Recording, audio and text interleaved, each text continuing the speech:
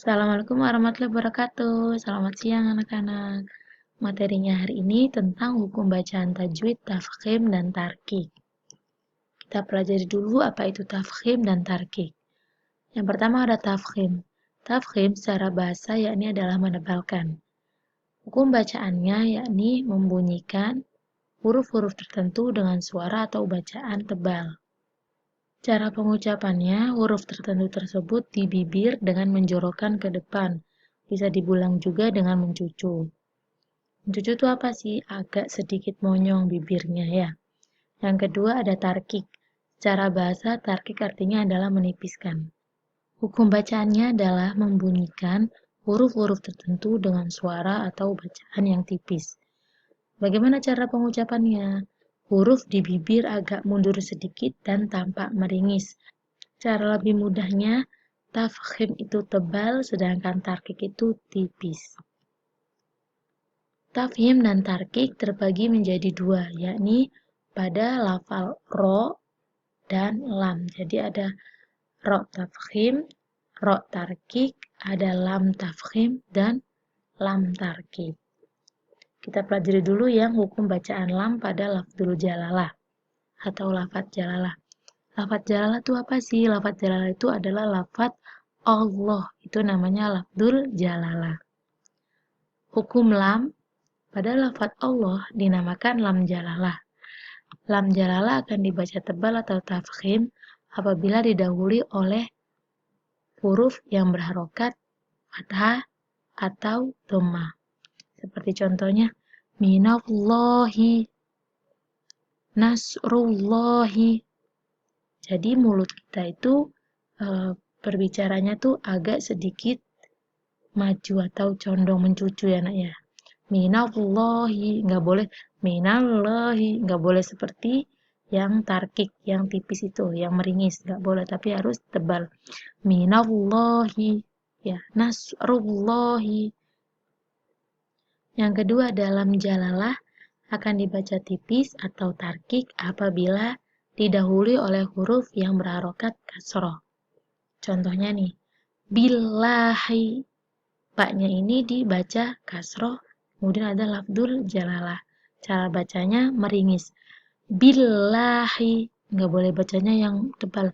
Billahi, nggak boleh begitu bacanya, tapi harus meringis karena ini adalah lam tarkik, bukan lam tafkhim. Lanjut lagi ada hukum bacaan ro. Tadi kan kita hukum bacaan lam, yang sekarang yang kedua hukum bacaan ro.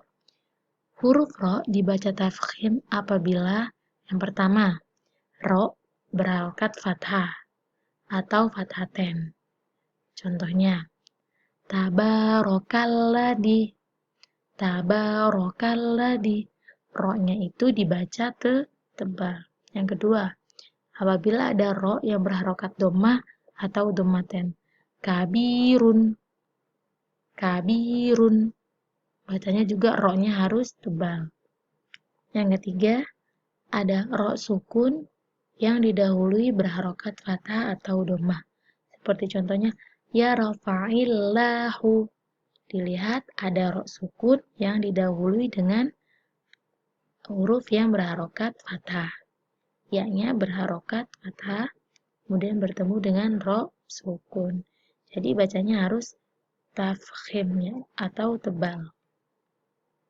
Yang kedua, huruf ro dibaca tarkik apabila pertama, ketika ro berharokat kasroh atau kasroten. Contohnya mungkarin, mungkarin, rizqihi. Ya, ada ro berharokat kasroten atau berharokat kasro, itu dibaca tarkik atau tipis. Yang kedua ada apabila ro didahului oleh huruf ya sukun. Contohnya khobirun, basyirun. Apabila ro didahului oleh huruf ya sukun, maka bacanya adalah tarkik. Ini adalah tipis. Jadi yang pertama ini ada ro tafkhim, yang kedua ro tarkik. Paham ya nak ya? Materi hari ini. Kalau ada yang kurang dipaham, silakan bertanya. Tugas hari ini, mencari contoh bacaan tafkhim dan tarkik, masing-masing 2 contoh. Penjabarannya 2 hukum bacaan lam tafkhim. Mencari 2 hukum bacaan lam tafkhim, mencari 2 hukum bacaan lam tarkik, mencari 2 hukum bacaan ro tafkhim, dan mencari 2 hukum bacaan ro tarkik. Ditulis di buku tulis kalian ya nak ya. Jadi ini tugas hari ini. Jangan lupa tugasnya dikumpulkan melalui Google Form. Selamat mengerjakan tugas. Kalau ada yang belum paham, silakan bertanya. Bisa lewat WA ya nak ya. Assalamualaikum warahmatullahi wabarakatuh.